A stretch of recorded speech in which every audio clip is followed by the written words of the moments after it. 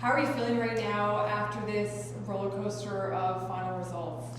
Yeah, so I've experienced something that a lot of other people have not had a chance to experience. After day one, I was slightly ahead by a few votes and expected it to be recounted, and then was definitely surprised with the outcome that happened yesterday.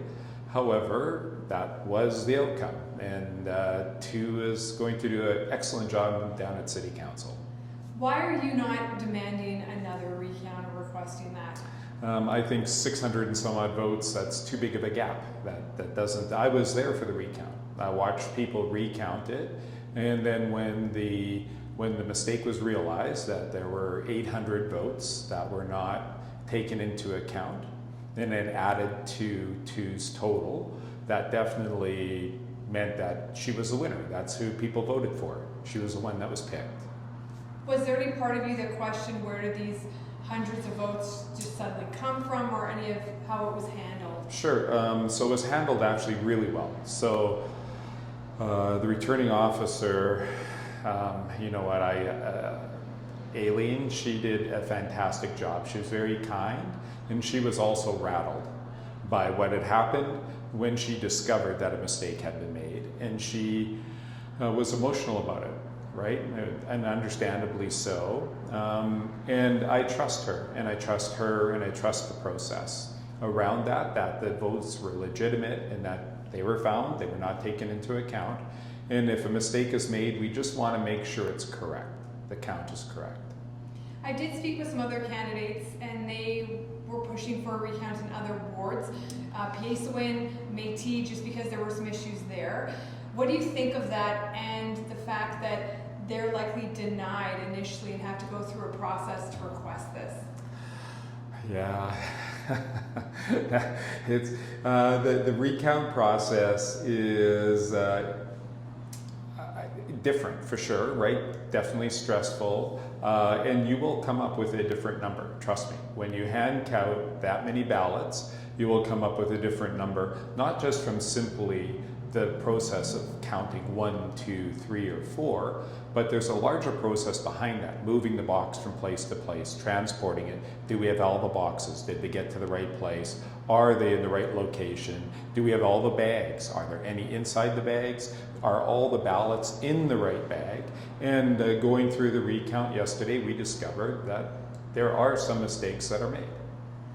Anything else you wanted to add about this whole experience? What's being said about the process?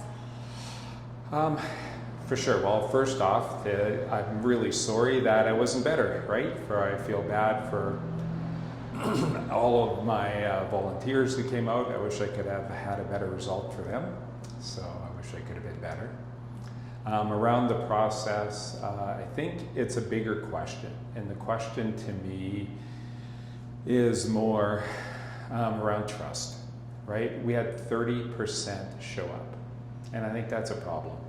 And what is the right number? Is it 70%? If that is, I think we should be asking the question, what needs to be true for 70% to happen? For us to get to 70%, let's make it easy and let's make it efficient. Let's make sure that we have the right equipment in place, and then let's have a chain of custody when you come and vote, so you know whose ballot it is. And it could be very simple.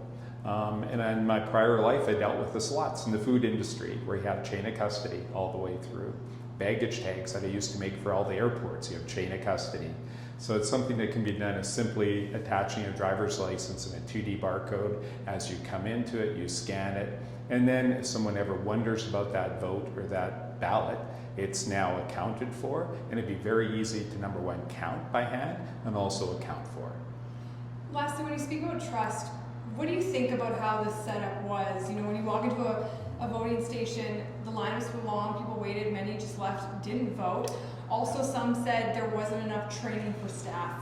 Yeah, I think it was a perfect storm, and I've been in projects that have gone backwards and sideways and hit the ditch, and it's hard to get it out of the ditch. I think it was a perfect storm with the teacher strike, and I think getting some help also was really difficult. I think there was a number of people who were not able to come in because of the teacher strike.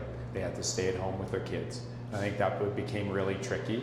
And then I don't know if anyone realized what this new change in format was going to look like, right? It's easy to think about, oh, it'll take a little bit longer because of this reason, but did we map out all, and did we do a time study?